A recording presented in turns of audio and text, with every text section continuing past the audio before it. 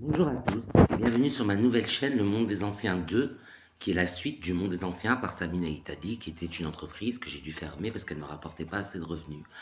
Donc voilà, je viens par la présente vidéo vous faire un bref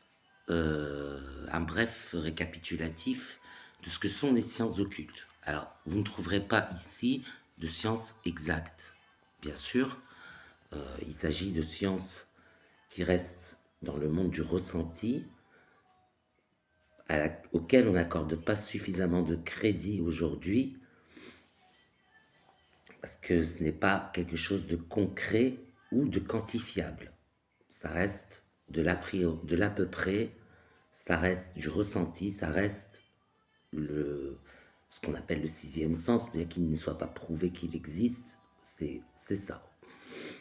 Alors, là où je vais atterrir, c'est que il ne s'agit pas de dire je suis sceptique et de n'accorder aucun crédit à ce qui pourrait être une vérité absolue, parce qu'un sceptique, le vrai mot, le vrai sens du scepticisme, la philosophie, le scepticisme, c'est de penser qu'il n'y a de vérité absolue nulle part. Dans la magie, il n'y en a pas, mais pas dans la religion non plus, ni dans la science concrète, ni dans les sciences abstraites. La vérité absolue n'est nulle part. Donc on peut se faire une expérience de sciences abstraites, de sciences concrètes. On n'a jamais assez trop d'expérience. On n'a jamais assez d'expérience. On peut se faire une expérience en, en expérimentant les sciences occultes. Je veux dire, ça, est-ce que, est-ce, est-ce que si on se fait une idée de ce qu'est l'effet boomerang, on est définitivement vacciné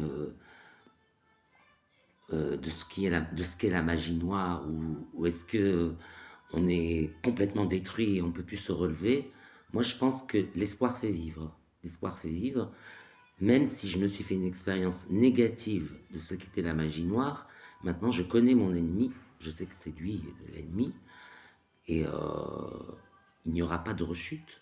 Donc, je veux dire, je vais œuvrer pour le bien de tous, pardonner à mon prochain, pardonner à mes ennemis et mes amis et tout ça, parce que je sais que si je ne le fais pas, c'est comme si j'enfonçais le clou plus profond. Et remuer le couteau dans la plaie, c'est ma propre plaie. Ce serait trop douloureux. Donc, bien que la loi du karma soit une loi cosmique, j'en ai pas tenu compte parce que je m'étais pas encore fait ma propre expérience. Donc du coup, je me disais toujours, est-ce qu'on nous dit que c'est pas bon de faire ça ou est-ce que c'est vraiment mauvais? Tant que j'ai pas fait ma propre expérience, je pouvais pas le savoir. Maintenant que j'ai fait ma propre expérience, je le sais et donc je sors grandi avec des connaissances cosmiques en plus. Et, bien que la douleur soit intense parce que je suis quand même par terre, je le conseille aux personnes qui expérimentent les sciences occultes de se faire leur propre expérience. Au moins, ils sauront là où ils peuvent aller, là où ils ne doivent pas aller. Mais avec les anciens aient laissé des messages, il y avait quand même des messages qui étaient assez complexes à interpréter. Je pense notamment à la méthode des épouvantails. On diabolise une chose parce qu'elle est précieuse et, en fait, il s'agit de la chose qui va vous ouvrir le plus l'esprit au monde et aux lois cosmiques temporelles. C'est diabolisé, donc vous ne vous aventurez pas dans le domaine qui est diabolisé alors qu'il est bénéfique pour vous. Je pense par exemple aux philosophies sataniques. Bien qu'elles ont tendance à promouvoir l'émancipation personnelle, elles ont aussi tendance à dire qu'il faut faire plus pour les autres que pour soi-même.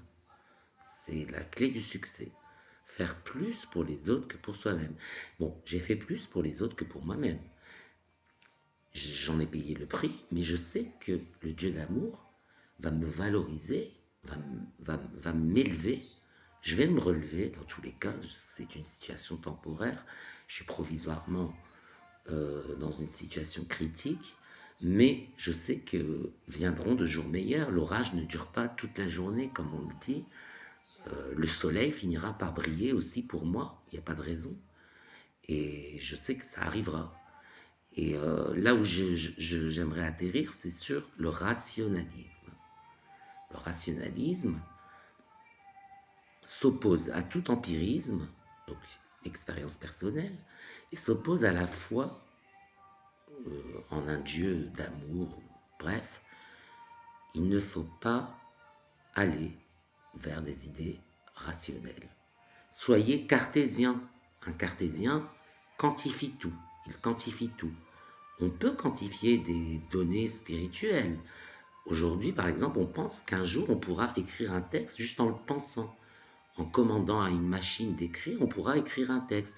Donc ce lien entre l'esprit et la matière est possible. C'est quantifiable. Sinon, le cartésianisme serait désuet, mais il n'est pas désuet. Quelqu'un de cartésien reste assez terre à terre et pense toujours en faveur de ce qui est quantifiable. Voilà. Par contre, le rationalisme, lui, c'est à cause de lui qu'on a construit le veau d'or.